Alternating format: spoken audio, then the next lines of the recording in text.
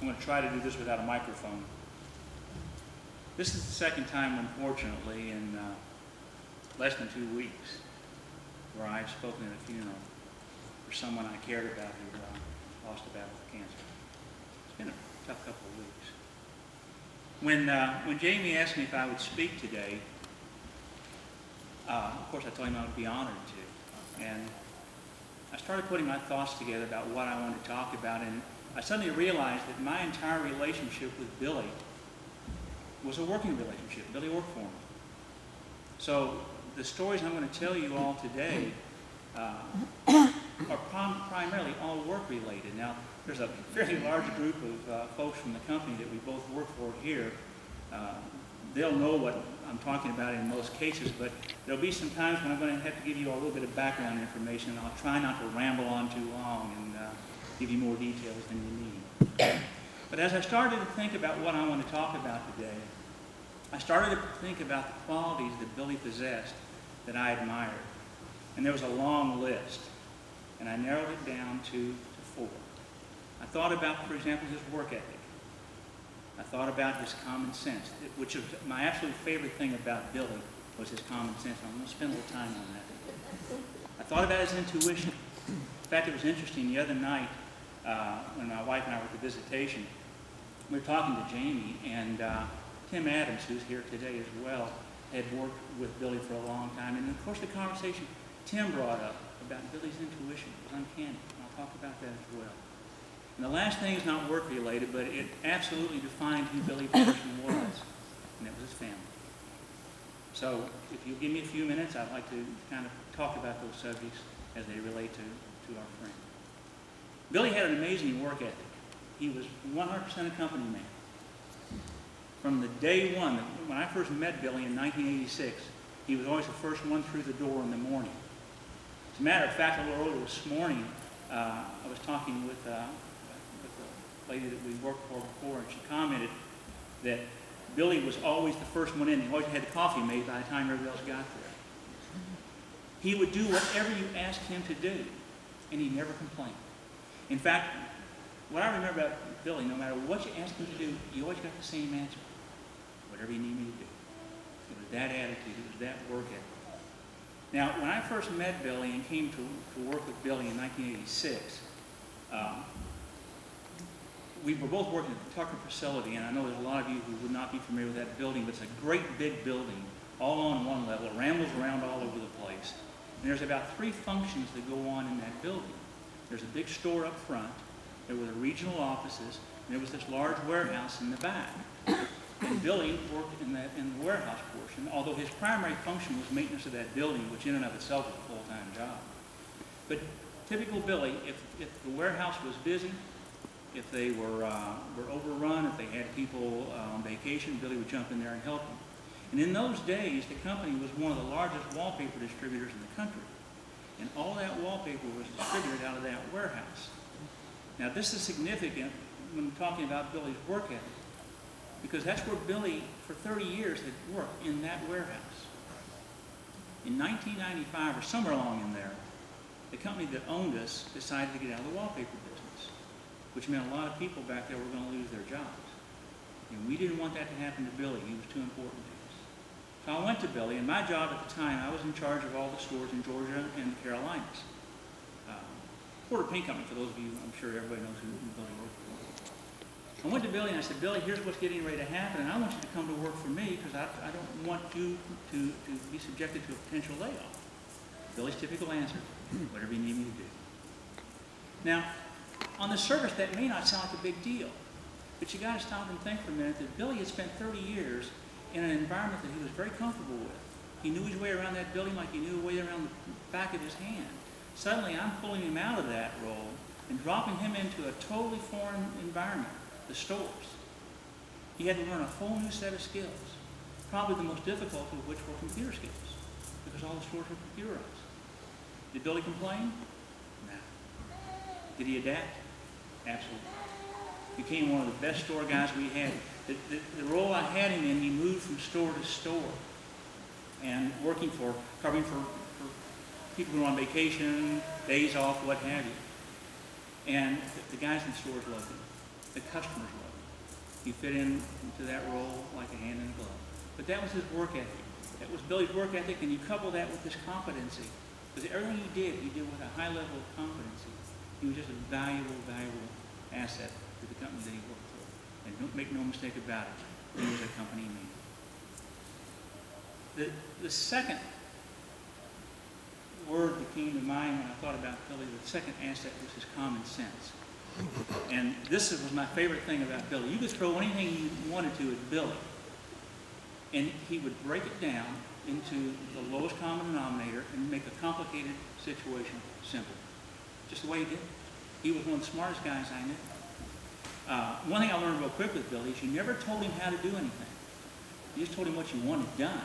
He'd figure out how to do it. When I first came to Atlanta with the company, I started with Porter Payne in Louisville. Now I left the company for a couple of years, came with the company that transferred me down here, and then I had an opportunity to come back with Porter.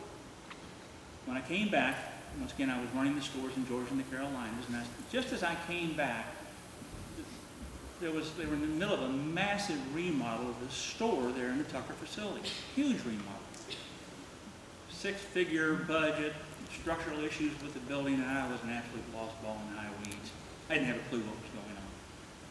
So the project was only about 25% underway, and I was roaming around, like I said, totally lost, didn't know what to do. Billy, in his subtle, diplomatic way, would come up to me and he'd say, the general contractor's doing this way. It would be better if we did it this way. Sure enough, he was right. And he did that 2 or 3 times. Now, I'm not always the sharpest knife in the drawer, but I figured out real quick, Billy would be better doing that than I was. So I grabbed him by the arm, I took him over to the general contractor, and I said, from this point forward, you got any questions, you ask Billy. Billy's in charge. And I just turned it over to him, and I walked away from it. And Billy ran with it. And we were on a fairly tight time schedule on this project. I'm not going to give you all the boring details, but there were a lot of folks, our corporate headquarters were in Louisville at the time, and there were a lot of folks in Louisville who had a stake in this project. And there was a big grand opening plan, so we had a deadline. Billy brought it in right on time. Just perfect. Now, thanks to Billy, we brought it in on time, but we didn't bring it in on budget. We were so far over budget, it was absolutely scary. Now, that wasn't Billy's fault, not at all. As a matter of fact, there's an interesting story about that, too. A few weeks or a short time after Billy took over that job, he came to me one day and he said, Keith, I got a problem. I said, what's that, Billy? He said, I'm getting a bunch of phone calls from the folks up in Louisville wanting to change the project, add things to it, make alterations, do this, that, and the other. He said, it's going to cost a bunch of money. I said, well, look, they're the bosses. Do what they tell you to do, but document it. So Billy goes out and he buys one of those little yellow pads, has a little ring across the top, carrying it in your shirt pocket. Now, I didn't pay attention to it at the time, but it became very significant later on. So like I said, Billy brought the job in on time, and then we closed out the project, and the finance people up in Louisville are getting ready to pay all the bills. And they got this piece of paper here that says, here's how much money we allocated for this job, and here's all the bills, and when they totaled them up, it wasn't even close. So there was a lot of grinding of teeth and raising Cain. And I looked up one day in my office, and there stood my boss, and he said, we got a problem. He said, I just got chewed out because we were so far over budget on this project. What happened? I said, I don't know. I said, I'll find out. But I called Billy. Billy comes in my office and I said, Billy, do you have any idea why we were over budget so bad? He kind of looked at me and grinned and reaches in his pocket and pulls out that little tattered, dirty, yellow notebook and he hands it to me. I didn't know what it was at first. I started flipping through it, and I just grinned. When I told Billy to document these calls, I didn't expect the documentation I got. He wrote down everything. He wrote down who called, when they called, what time they called, what they said, what he said. I think if I'd looked close enough, I could have found out what color necktie they were wearing. And it was amazing. So I just, thank you very much, Billy. So I took that little tattered yellow notebook, took it over to the boss, and I said, this is compliments of Billy. He had probably the same puzzled look on his face I had on mine. And he started flipping through it, and then he said, tell Billy, Thank you very much. That was the last I heard about that, because a lot of the names that were in that little yellow notebook were the same people who were raising all the cane in Louisville. And they said they were the problem. So it was Billy's common sense. He could read the lay of the land. He knew what he had to do. And as always, he did it with an incredible amount of quality and a lot of detail. So because Billy, I dodged a serious bullet on that one. After that, I just kind of put Billy in charge of all store remodels, all relocations, all new stores, even clothing stores. I just turned it all over to Billy. I said, you handle it, because he was so good at it. He made it look easy. There's one, I ran along forever with stories like that. I'm going to tell you one more common sense story about Billy that just exemplifies how he could work through a problem. In the business, probably the most complicated thing we had to do was to move a store. It's easy to build a new one. It's kind of a pain to remodel one. But to move one, because you've got all your stuff in this old building and you want all your stuff in this new building. And invariably, during the move, you're going to miss some sales. In those days, sometimes we'd even shut them down just for the move.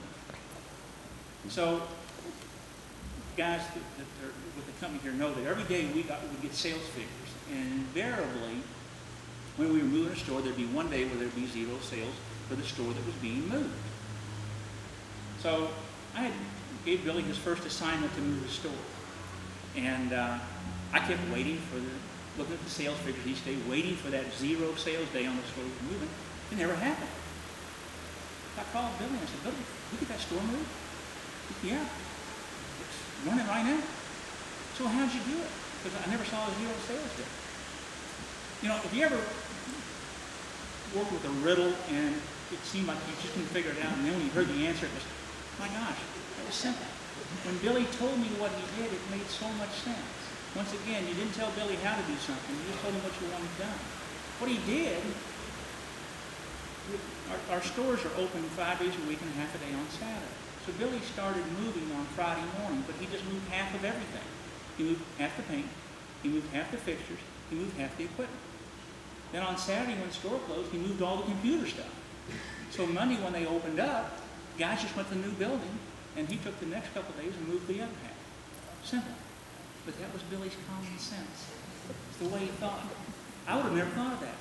But it was like, it was the light bulb coming on. So his common sense was probably my absolute favorite thing. Once again, you never told him how to do it. You told him what you wanted to do. The third thing, value and asset that Billy possessed that always impressed me was his intuition. Particularly where people were concerned. He could read people incredibly well. And when Billy went to work for me and he was working in all the various stores, part of my job was to hire people. And at some point in time after Billy was with us, he would ultimately work with a new hire. And I started getting phone calls from him. And they'd go something like, I just worked with this new guy you hired, he's really going to be good. Or I just worked with this new guy you hired, I really like him, he's going to be a winner. So I got to the point where I looked for those phone calls to come in. And with Billy, it wasn't always what he said. Frequently, it was what he didn't say. If I didn't get that phone call, I knew I had maybe just a mediocre employee. And sure enough, I tried. If Billy signed off on them, they were okay in my book. In fact, I had what I called the Billy test. If I got that phone call, that employee passed the Billy test, it was okay in my book. As a matter of fact, all of our new employees were on a 90-day probationary period. At the end of 90 days, we did a review with them, and then they came off probation. Those employees who passed the Billy test, I told them, you passed the Billy test. They always asked me what that was, and I told them. I said, if you're okay in his book, you're okay in mine. And it was that amazing intuition. And I can't think off the top of my head of any situation where Billy was wrong on the Billy test. So his intuition was just uncanny at times. The last thing I want to talk about is not work related. it's that part of Billy's life that I think actually defined who he was and his family. I felt like I knew all of his children before I ever met any of them. And all of us who worked with Billy knew those kids because Billy talked about you all the time. You were the absolute center of his universe. And I had the good fortune of meeting the family. I guess it was the Sunday before Thanksgiving. Billy had gone through one of the surgeries, and after church one Sunday I went down to Emory to visit with him, and all the kids were there. And I had the best time. Billy was feeling good that day. They got telling stories, and I wish I'd known Jamie when I was younger, because I got a feeling he had a good time. But they told stories about the family and friends. The friend of yours who tried to ride his bicycle from Lula to Buckhead. I mean, I can't remember when I laughed that hard that whole afternoon. Just a great afternoon. And I got home and I told my wife, I said, Billy's got an amazing family. And through this very difficult time that he's getting ready to face, he couldn't ask for better support here. And he was a lucky man. So in closing, Billy was not a complicated man. He loved his family. He was proud of the company he worked for. He was immensely loyal to the people he cared about. And he was a man of integrity. The other night, that came up when Tim and Jamie and my wife and I were talking about Billy. Tim mentioned his integrity. With Billy, things were either right or they were wrong. They were black or they were white. There was no gray. And those are the things I'm going to remember about Billy. I'm going to remember his love of his family. I'm going to remember his devotion to his company. I'm going to remember his loyalty, and I'm going to remember his integrity. And like everybody in this room, I will miss him a lot. Shirley, I want to thank you for allowing me to speak today. I want to thank Jamie, Tina, John, and Amy for giving me this opportunity. He was a friend.